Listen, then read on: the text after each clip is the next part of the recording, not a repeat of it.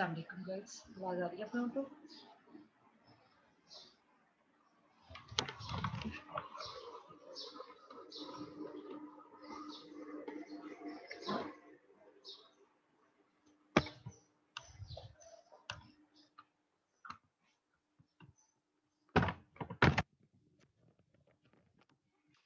Hello, अस्सलाम वालेकुम। Girls आवाज आ रही है? वालेकुम अस्सलाम मैम। ओके बेटा, आज हम पढ़ेंगे पॉइसन डिस्ट्रीब्यूशन। ये मायर्स एंड मायर्स की बुक है। एक मिनट होल्ड करें, मेरा वायर लगा लूँ प्लीज किए।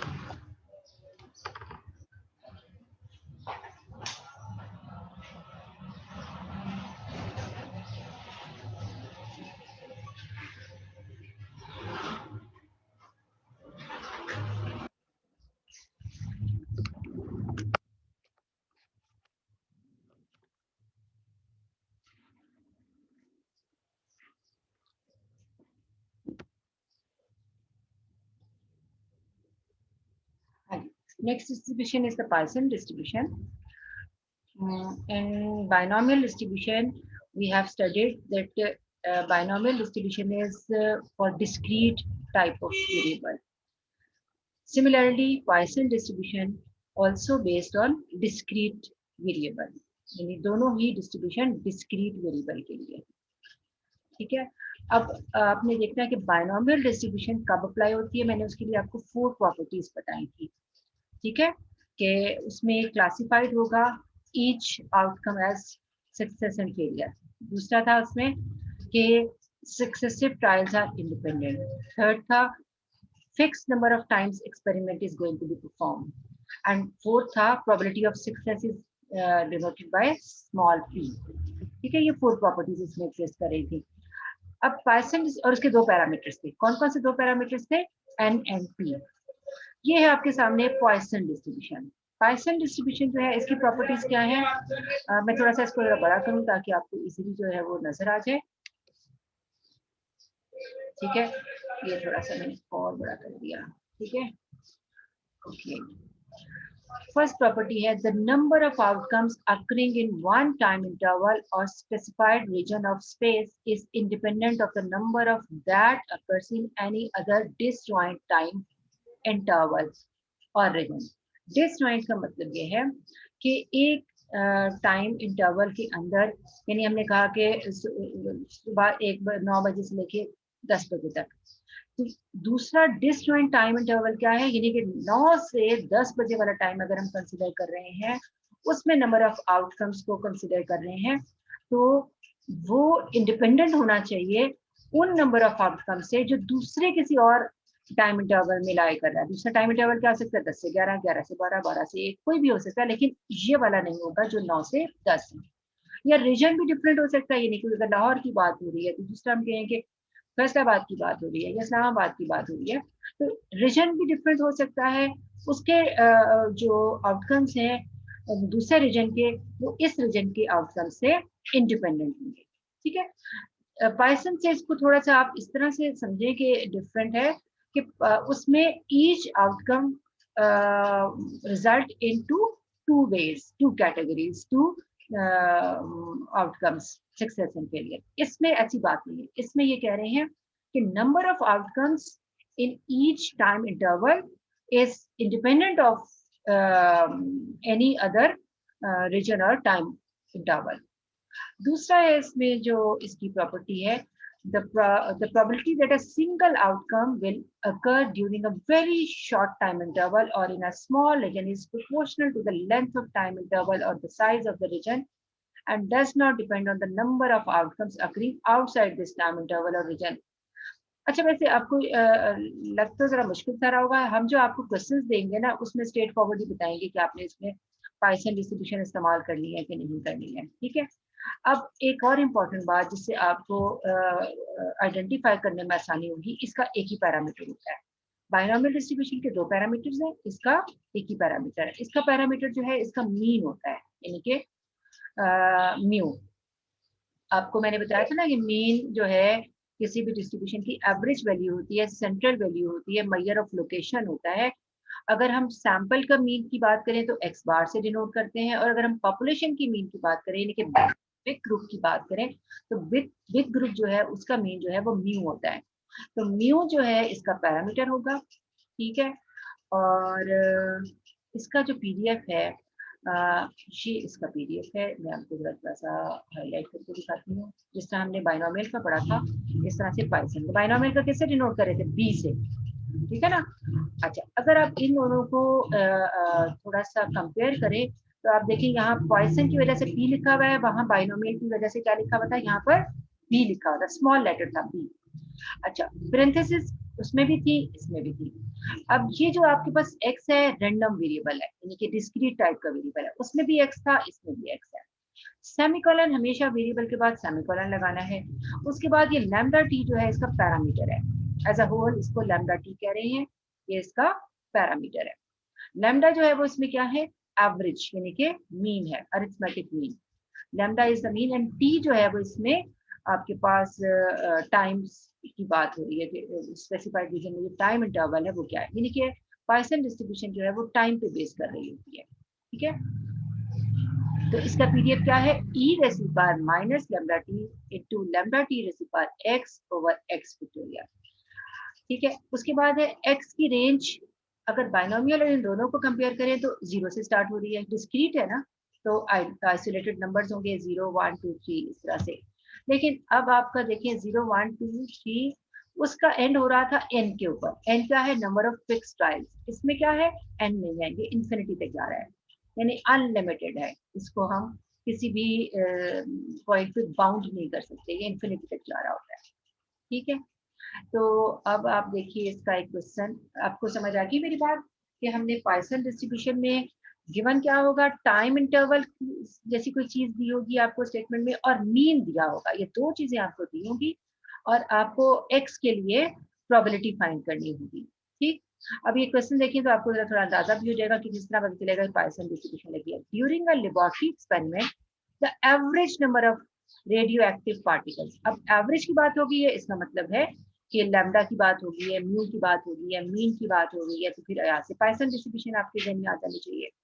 तो particles passing through a counter in 1 millisecond is 4, यानी कि 4 गुजरते हैं 1 मिलीसेकंड के अंदर, ठीक है। तो टी कितना हो गया 1, और गुजरते कितने हैं 4, यानी लैम्डा हो गया 4, दोनों को मल्टीप्लाई किया तो लैम्डा टी किसके इक्वल हो गया 4 के।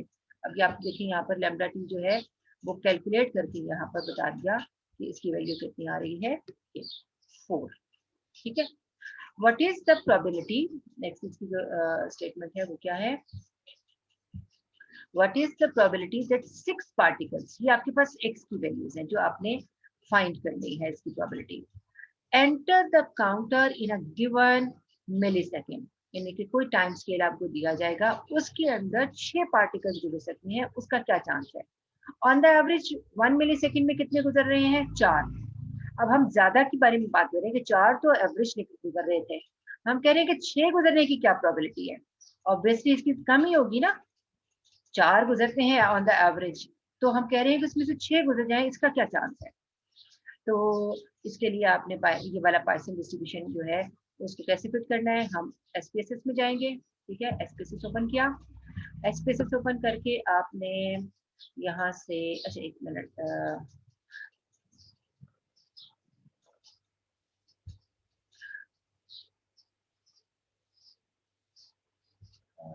एसपीएसएस में हम एक नई फाइल खोल लेते हैं, ठीक है। File new, new file open की हमने, और इसमें एक ही वेरिएबल हमने डिफाइन करना है। कौन सा वेरिएबल डिफाइन करना है जी बताएं, जो बाइनोमियल में क्या था उसी तरह से इसमें भी क्या करें, एक्स लिखेंगे मैम। इसको जी एक्स लिख देंगे, और उसका जो होगा स्केल होगा, क्योंकि मैंने साइज थोड़ा बड़ा किया था वो आखिर में चला गया, ये मैयर आ गया, ये मैयर को हमने स्केल ले लिया। बाकी कुछ भी छेड़ने की जरूरत नहीं, अगर करना भी है तो हम डेसिमल को 0 कर देते हैं, क्योंकि ज़ाहिर आइसोलेटेड नंबर्स हैं, डिस्क्रीट वेरिएबल है, तो इसमें पॉइंट्स में तो होना नहीं है। चलिए, अब उसने आपसे कहा सिर्फ 6 के लिए फाइंड करें, 6 पार्टिकल्स, बस सिर्फ 6 लिखते हैं, नथिंग एल्स, कुछ लिखने की जरूरत ही नहीं है। अच्छा जी, ट्रांसफॉर्म में गए, कंप्यूट में गए, पीडीएफ को ढूंढा, बिल्कुल उसी तरह से जिस तरह हमने कल देखा था, पीडीएफ को क्लिक किया, नीचे एक रेंज ऑफ डिफरेंट डिस्ट्रीब्यूशन आ गई, हमने किसको लेना है यहाँ से बताएं, पाइथन को अल्फाबेटिकली अरेंज है, देख लीजिए कि PDF T बर्नौली है, B से 20 के बाद C से कौशी आ गया, काइसर आ गया, नीचे जाए तो E आ गया, FGHILNT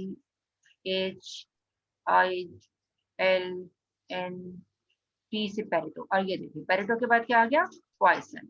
इसको हमने डबल क्लिक करने के से पहले आप देखिए कि यहाँ पर इसके बारे में थोड़ी सी डिटेल दी गई है। ये उसने क्या कहा कि पहला आपके पास जो इसका पैरामीटर आएगा वो इसकी जो वैल्यू आएगी वो क्वांट है, क्वांट मीन क्वांटिटी, ठीक है।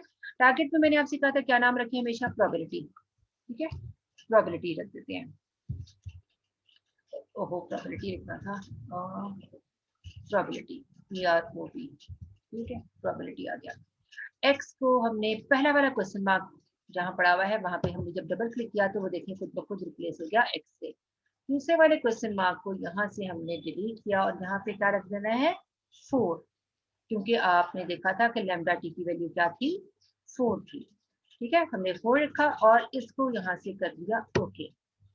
आपके पास ये आउटपुट में उसने आपको बता दिया आउटपुट विंडो में कि मैंने ये एग्जीक्यूट कर दिया है, ये देखिए आउटपुट आई है, ठीक है। उसने कहा कि मैंने एक न्यू फाइल खोली, हमने न्यू फाइल ही खोली थी और उस न्यू फाइल में हमने उस पाइथन डिस्ट्रीब्यूशन में ये लिखा था और उसको उसने क्या कर दिया, एग्जीक्यूट कर दिया। अब हम इसको आउटपुट विंडो को मिनिमाइज करते हैं और देखते हैं तो इसका आंसर ये आया हुआ है, लेकिन चूंकि देखिए ना 2 डेसिमल तक फिक्स हुआ था प्रोबेबिलिटी का आंसर, हमें 4 डेसिमल तक जरूर चाहिए होता है या 5 तक, ऑन द सेफर साइड हम 5 तक भी कर सकते हैं, लेकिन 2 कम से कम बिल्कुल नहीं होना चाहिए। चलें 4 कर दिया या 5 कर दिया, ठीक है, नॉर्मली 4 to 5। अब वापस आते हैं, अब देखिए इसका आंसर क्या है, 0.10420। अब हम इसको मिनिमाइज करते हैं, बल्कि अपनी बुक खोल लेते हैं, ये बुक आ गई। अब आप देखिए बुक में क्या आंसर आया हुआ है सबको नजर आ गया बुक में आंसर। उन्होंने देखे उसके पूरे फॉर्मूला में वैल्यूज डाली और बड़ा कुछ किया, हमने कुछ भी नहीं करना, सिर्फ SPSS में डालना है और आपका ये आंसर आपके सामने आ गया, ठीक है। अच्छा अब इसके बाद देखिए पाइथन डिस्ट्रीब्यूशन का क्वेश्चन नेक्स्ट क्या है,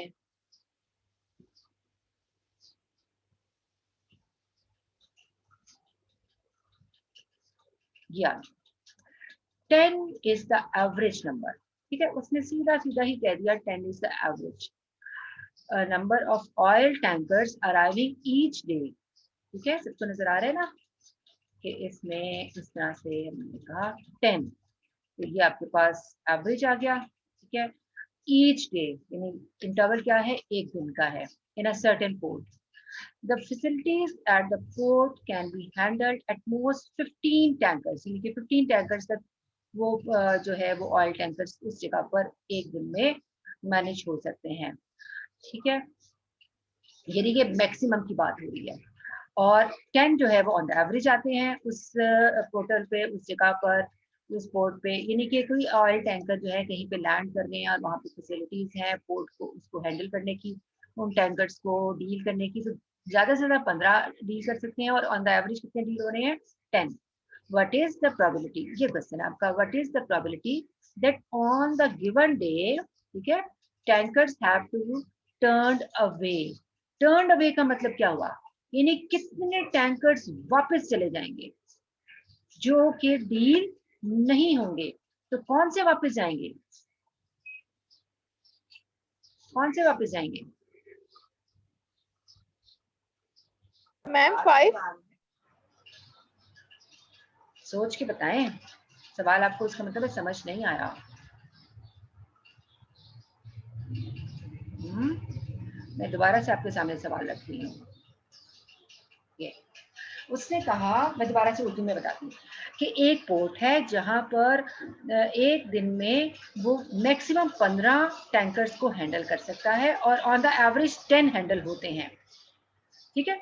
जैसे मैं आपसे कहूँ कि आपके टेस्ट में मैक्सिमम जो है वो 5 नंबर आएंगे, क्योंकि टेस्ट है ही 5 नंबर का, और ऑन द एवरेज 3 नंबर तो आपके आ ही जाते हैं। अगर आप बहुत अच्छी तैयारी ना भी करें, बस थोड़ा सा रूटीन का पढ़ते रहें और टेस्ट दें, तो आपका ऑन द एवरेज 3 नंबर आ ही जाते हैं, और बहुत अच्छा पढ़ लें तो आपके मैक्सिमम 5 नंबर आ सकते हैं।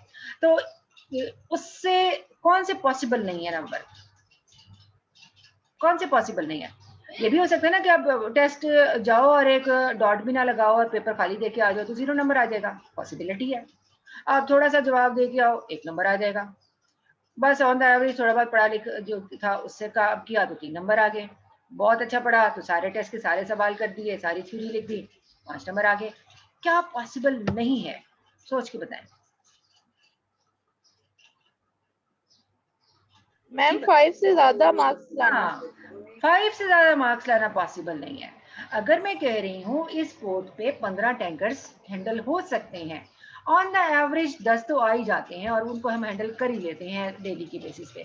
कितने हैंडल नहीं, टर्न अवे कितनों को वापस भेजना पड़ेगा? उसने कहा 15 में हैंडल कर लूंगा, पोर्ट कहती है मैं 15 हैंडल कर लूंगी, तो फिर इसका मतलब है कि 15 से ज्यादा हो तो वो हैंडल नहीं होंगे। तो 15 से ज्यादा कितने हो सकते हैं? 15, 16, 17, 18। और आप अगर एक्स की रेंज यहाँ पर चेक करो तो एक्स की रेंज तो कहीं खत्म ही नहीं हो रही, एक्स की रेंज कहीं एंड ही नहीं हो रही। इसका मतलब है ये तो फिर चलती जाएगी, तो थाउजेंड, हंड्रेड्स, इंफिनिटी तक चली जाएगी, यानी 15 से ऑनवर्ड्स। तो हम उसको कैसे सॉल्व करेंगे? आप ये देखो कि आपके पास टोटल रेंज क्या है 0 से इंफिनिटी। तो हम इसकी एक कट पॉइंट बनाते हैं। देखिए मैं आपके सामने एक नंबर लाइन बनाने लगी हूँ, ठीक है? एक नंबर लाइन जो मैं बना रही हूँ इस तरह से, चले ये बन गई एक नंबर लाइन, ठीक है? अब इस नंबर लाइन पे आपका जो पॉइंट है वो सेंटर में करके, चलिए सेंटर से थोड़ा इधर कर लेते हैं। इस तरफ नेगेटिव है जो कि हमारे केस में इस वक्त पॉसिबल नहीं है, ठीक है? नंबर लाइन ऐसी होती है ना, यहाँ नेगेटिव होते हैं, और इस तरफ क्या होंगे? सारे पॉजिटिव होंगे। पॉजिटिव में पहला वाला क्या होगा? 0, ठीक है? और फिर क्या होगा? 1, और फिर इस तरह से चलता जा रहा है। यहाँ पे कहीं करके आएगा 15, ठीक है? यहाँ पर करके क्या आएगा? 15, और 15 के बाद एंड में क्या आएगा नंबर लाइन पे?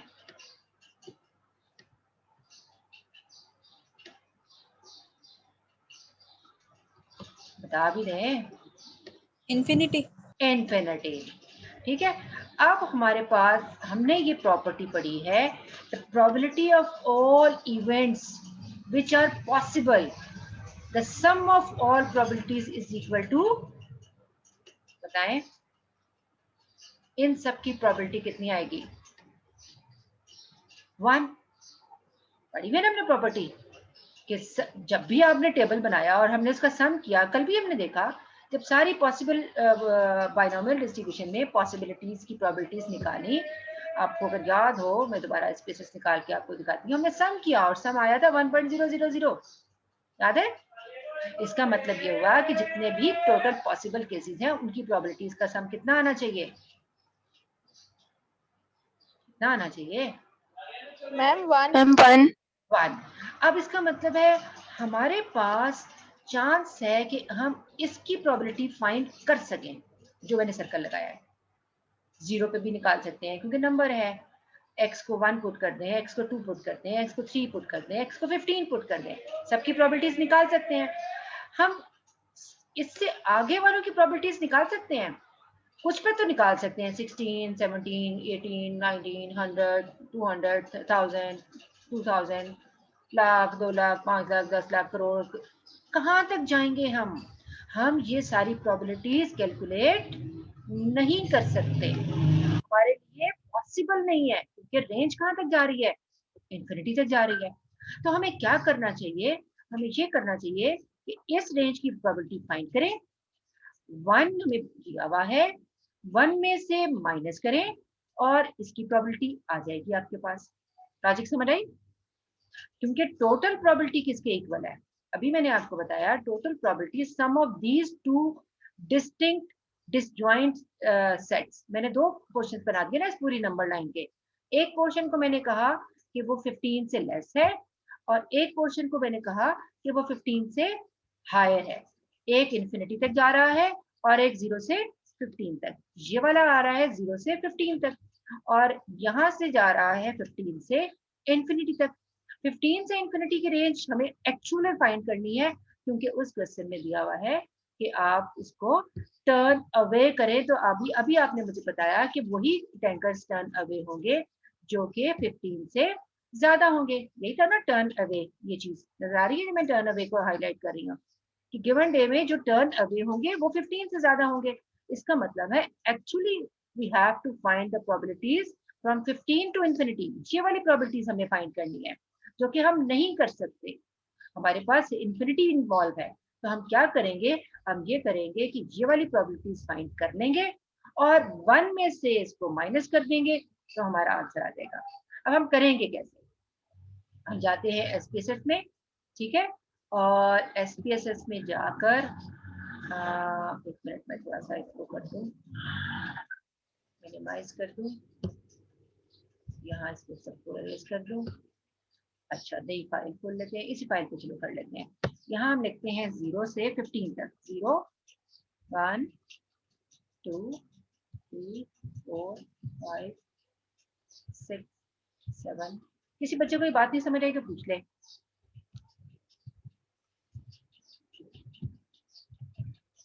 15, ठीक है। अच्छा, अब हम प्रोबेबिलिटीज कैलकुलेट करने जा रहे हैं, ट्रांसफॉर्म कंप्यूट। अच्छा, ये पॉइसन डिस्ट्रीब्यूशन है, लेकिन हमारा इसमें लैम्डा कितना था, कितने on the average tankers deal होते हैं, एवरेज क्या लिखे हम यहाँ पर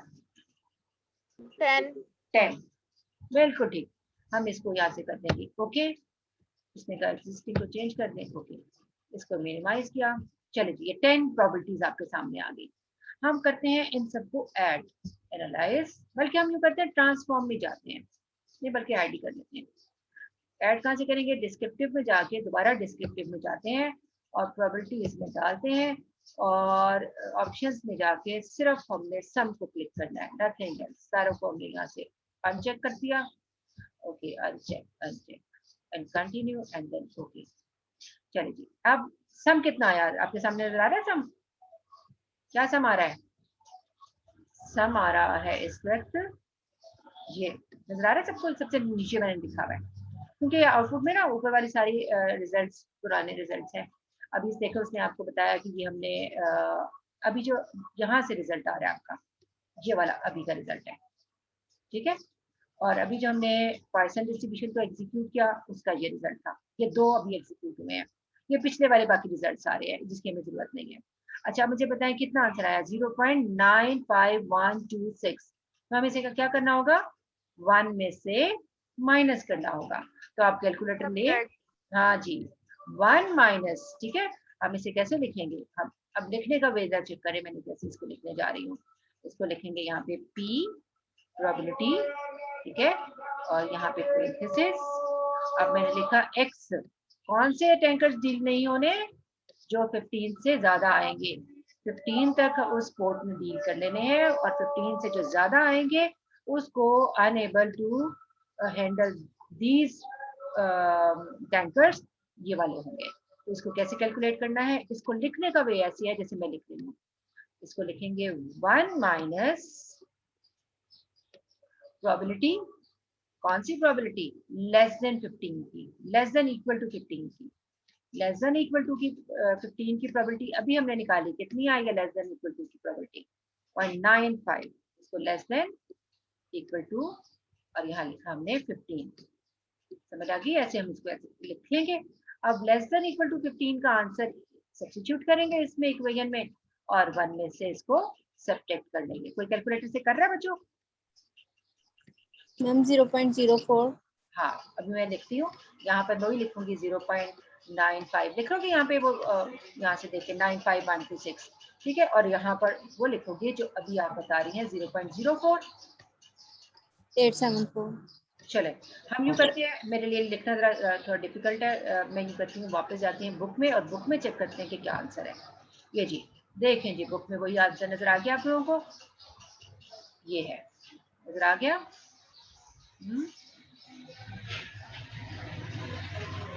ये आंसर है आपका 0.0487 नहीं था, आपने ये बताया।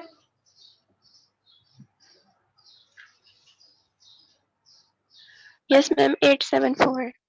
हाँ चले, वो हमारा ज़्यादा एक्यूरेट है, हमने 5 डेसिमल प्लेसेस से कर लिया था। ओके, अब आपको समझ आया, थोड़े से सवाल टेक्निकल होंगे लेकिन नॉट डिफिकल्ट। एसपीएसएस में भी थोड़ा सा काम है लेकिन बाकी सारी अंडरस्टैंडिंग है। ये क्वेश्चन का सोल्यूशन छोटा होता है लेकिन समझने के लिए और लॉजिक को डेवलप करने के लिए जरा, अगर सही आपका बैठ गया क्वेश्चन तो ठीक, सीधे सीधे सारे नंबर आ गए 10 by 10, और गलत हो गया तो 0/10। हाँ, आए तो सारे आए, गए तो सारे गए, इसमें ये वाली बात है। अच्छा जी, चलिए हम ये करते हैं, अगली एग्जाम्पल देखते हैं। ये एग्जाम्पल से अच्छा है कि ये सारी एग्जाम्पल इसी से रेलिवेंट है।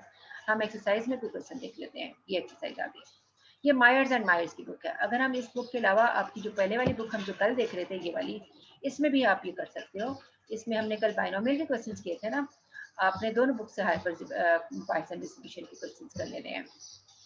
यहाँ देखें, ये बाइनोमियल डिस्ट्रीब्यूशन है, इससे पीछे यहाँ पर ये ज्योमेट्रिक डिस्ट्रीब्यूशन है। पाइथन डिस्ट्रीब्यूशन इससे थोड़ी और पीछे होगी। ये नेगेटिव बाइनोमियल आ गई, पाइथन की रह गई। इससे पीछे ये भी नेगेटिव बाइनोमियल, ये नेगेटिव बाइनोमियल।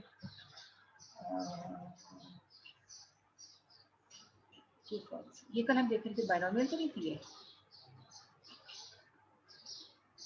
ये पाइथन है। नजर आ गई पाइथन। प्रॉपर्टीज कोई नहीं आपने करनी, आपने सिर्फ ये प्रॉपर्टीज नहीं करनी हमने। इसका टॉपिक मैं आपको निकाल के दे रही हूँ, जो हमने मेनली बस इसकी डेफिनेशन और इसका पीडीएफ पता होना चाहिए आपको। ये पाइथन डिस्ट्रीब्यूशन, ठीक है। इस पाइथन डिस्ट्रीब्यूशन की थोड़ी हमें थ्योरी पढ़ लेनी है कि जो है वो किसने डेवलप किया था, बस। और इसमें इसका पैरामीटर क्या होता है, इसका पीडीएफ कैसे नोट करते हैं। अच्छा, इसको लिखने की जरूरत नहीं है, ये आपके लिए नहीं है, मेरे पास में नहीं।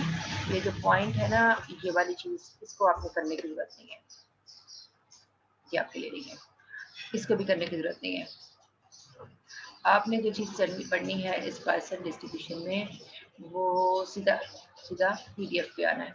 ये ज़रा जिन्होंने ज़रा मेजर के तौर पे पढ़ना है वो जरूर पढ़े इसको। आपने सिर्फ इसका पीडीएफ देखना है और सीधा इसको क्वेश्चन की तरफ आ जाना है। ये देखिए, तो पहला क्वेश्चन इसका पीडीएफ में मैंने आपको दिखाया था, वही है इसका। इसका पीछे भी लिखा, ये ऊपर भी लिखा हुआ है, ठीक है। ये लेकिन बहरहाल ऐसे करके लिखेंगे, ये साथ जो लिमिट्स है ना वो नहीं लिखते इतना, ऐसे। ये इसका पीडीएफ है, ठीक, इसको लिखने की जरूरत नहीं है। अच्छा, उसके बाद लिख भी ले तो कोई इतना मसला नहीं है आपके लिए, लेकिन बहरहाल इसकी कोई खास जरूरत है नहीं। अच्छा, अब आपने क्या करना है, इसमें क्वेश्चन देखना है। अच्छा, क्वेश्चन देखिए कि पहला एग्जांपल 8.15, बड़ा स्ट्रेट फॉरवर्ड से सवाल है, नजर आ रहा है स्ट्रेट फॉरवर्ड। उन्होंने सीधा सीधा कह दिया म्यू इज दिस वन। उसमें लैम्डा टी लिखा होता है, इसमें म्यू लिखा हुआ है, म्यू इज दिस वन। और ये पैरामीटर में यहाँ पे लैम्डा टी की जगह ये म्यू पुट हुआ है, यानी मीन सीधा सीधा दे दिया हुआ है, कोई करने की जरूरत नहीं। मीन 2 पुट कर देंगे, एक्स की वैल्यूज दे दी है उसने 0, 1, 2, 3 और मोर। जब और मोर कह दिया उसने, तो इसका मतलब है कि हम मोर कैसे फाइंड करेंगे। अभी मैंने आपको मोर करने का तरीका बताया, 1 में से माइनस करके। ये देखें, नजर आ गया, ठीक। हमने क्या करना है, 1, 2, 3 को फाइंड कर लेना है और ऐड करके 1 में से माइनस करेंगे तो मैम मोर आ जाएगा। जी बेटे। मैम जो हमने ऐड करके आंसर निकाला है, जैसे हमारे पास वहां पर आंसर आता है 0.98 समथिंग, तो उसको हमने 1 में से माइनस करना है, वो हमारे पास आंसर होगा ना। हाँ, आपने पता है क्या करना है, हमेशा नंबर लाइन ड्रॉ कर लेनी है, ठीक है।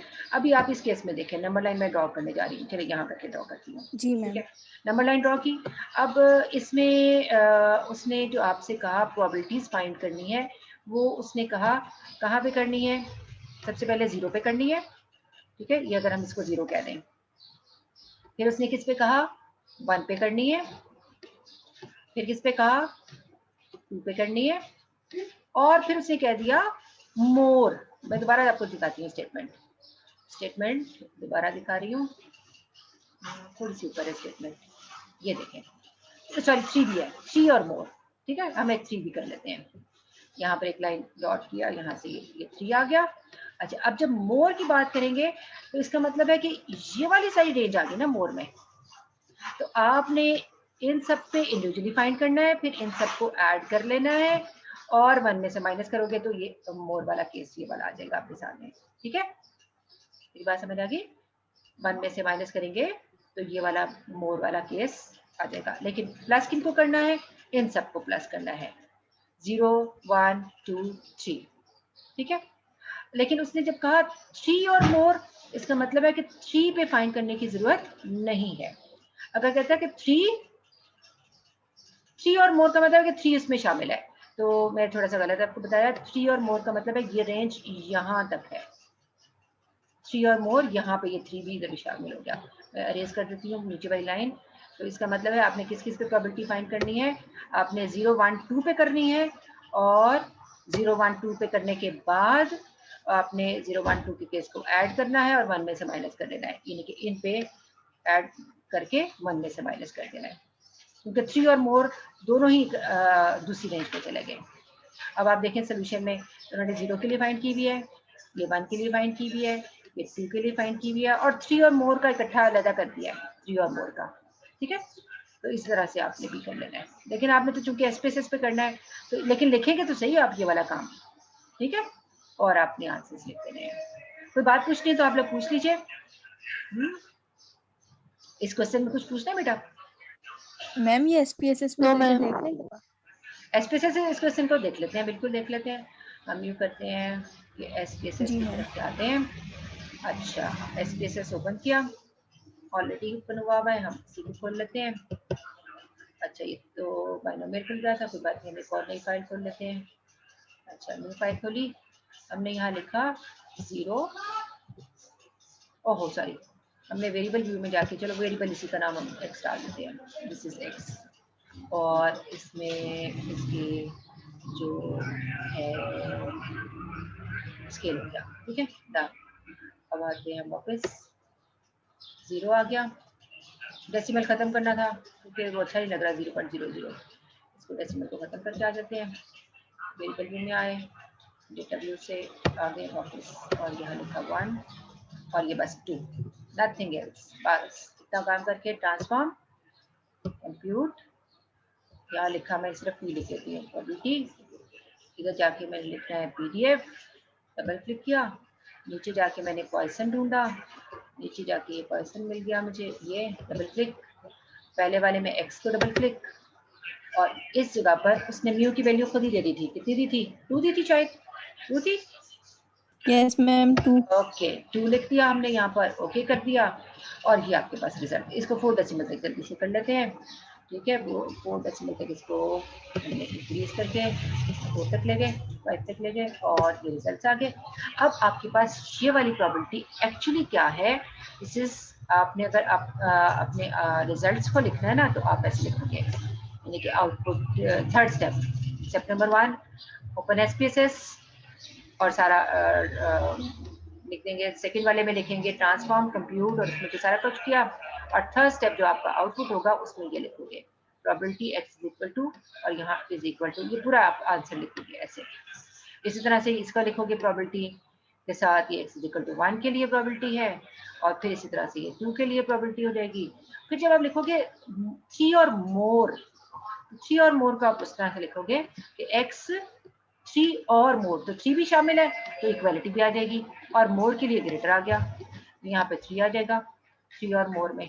ठीक है, और यहाँ पे इसका रिजल्ट जो है कैसे आएगा कि आपने 1 minus probability x less than 3, जब आप x लेस देन 3 लिखोगे तो लेस देन 3 में क्या आएगा, 0 1 2 तीनों शामिल हो जाएंगे, x लेस देन 3। अब इन तीनों को राइट कर लो, आप कैसे करेंगे, एनालाइज में जाके, ठीक है, डिस्क्रिप्टिव में जाके ऐड करके जो भी आपका रिजल्ट आएगा वो आपने रिजल्ट यहाँ पर डाल देना है, और 1 में से उसको माइनस कर देना है।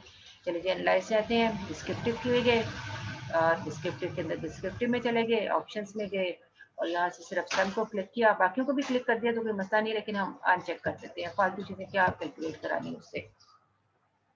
कंटिन्यू किया, यहाँ से प्रोबेबिलिटी को डबल क्लिक किया, सेलेक्ट हो गई, एंड ओके कर दिया। आपके पास रिजल्ट आया 0.67668, नजर आ गया सबको, ये लास्ट में करके रिजल्ट आया हुआ है। यस मैम यही है। ठीक है, हाँ, ये तीनों, ये रिजल्ट आ गया सम करके, इसको आपने 1 में से माइनस करके इस स्टेप में लिख देना है। ठीक है, इसको मैं मिनिमाइज करती हूँ और वापस आते हैं अपने उसमें रिजल्ट में। तो मैंने इसका रिजल्ट जो है इज इक्वल टू, दोबारा इज इक्वल टू के नीचे इज इक्वल टू लिखना है, और फिर क्या करना है 1 भी लिखना है, और जो आपका आंसर आया था 0.67, ठीक है, वो लिख कर और उसमें से 1 में से माइनस करना है, वो सारा रिजल्ट यहाँ लिखा आपने और 1 में से माइनस किया और ये फाइनल रिजल्ट आ गया। तो ये आपके मैम आउटपुट है। 0.32332 आ रहा है। अच्छा चलिए बुक में चेक कर लेते हैं हम, ठीक है। बुक में आते हैं वापस, 1 मिनट की, ये आपकी बुक आ गई और थोड़ा सा नीचे करती हूँ मैं ताकि बुक में रिजल्ट भी हमें नजर आए। ये लेगी 3.5 है, आपका 3.2 आया है। हाँ जी मैम। चलो ठीक है, इनका इतना एग्जैक्ट नहीं है क्योंकि ना 0.67 आया हुआ है और हमारा कितना आया था 0.6766 है, हमारा 0.68 करके आ रहा है ना, तो कोई बात नहीं, हमारा यस ठीक है, मैम। नो प्रॉब्लम, मैंने आपका ही चेक करना है, ठीक है। इसी तरह से देखें जितने भी सॉल्व एग्जांपल्स है ना, ये आपने इस बुक की और ये जो दूसरी बुक है मायर्स की, इनमें से आपने पॉइसन के सारे क्वेश्चंस कर लेने हैं, ठीक है गर्ल्स। बस 1 मिनट ही रह गया है, तो कोई और बात पूछनी है तो ठीक है, नहीं तो मंडे को हमारी क्लास होगी और ट्यूसडे को आप लोगों ने चूज किया है टेस्ट का क्विज का डे, ऐसे क्या ना। तो ऐसा है कि मैं ट्यूसडे वाले दिन फिर आपका क्विज ले लूंगी। अब तक की जितनी थ्योरी पढ़ी हुई है ma'am excluding these weeks topics, हमने जो पाइथन और बायनोमियल जो इस वीक में पढ़े ये नहीं शामिल होगा, इससे प्रीवियस सारा शामिल होगा और थ्योरेटिकल होगा, एमसीक्यूज की बेस दूंगी मैं आपका टेस्ट। कल मैंने मैसेज भी कर दिया था आप लोगों को। जी बेटा पूछे। मैम ये मैम बस क्वेश्चन ये नंबर सिलेबस बताइएगा कौन सा है? कौन सा क्वेश्चन बताऊं? मैम ये जो आपने अभी सॉल्व किया है कौन सी एग्जांपल दी? ये एग्जाम, नंबर 8.3। बता दें। ये एग्जाम्पल मैं दिखाती हूँ बेटा, 1 मिनट कम ही रह गया टाइम, मैं अभी दिखाती हूँ। ये थी, ये वाली थी 8.15, शेर मोहम्मद चौधरी की बुक में 8.15, ओके मैम। ठीक है। इसमें भी एग्जाम्पल सारी कर लेना और जो मायर्स की बुक है ना ये वाली, इसमें भी आपने एक्सरसाइज कर लेनी है। इसमें देखिए 5.49 इस तरह से क्वेश्चन है, एग्जाम्पल्स भी इसमें ये है पीछे से दी हुई है, ये देखिए एग्जाम्पल्स है 5.20 तक एग्जाम्पल्स है, ठीक है। Okay okay girls, ma'am. अल्लाह हाफिज।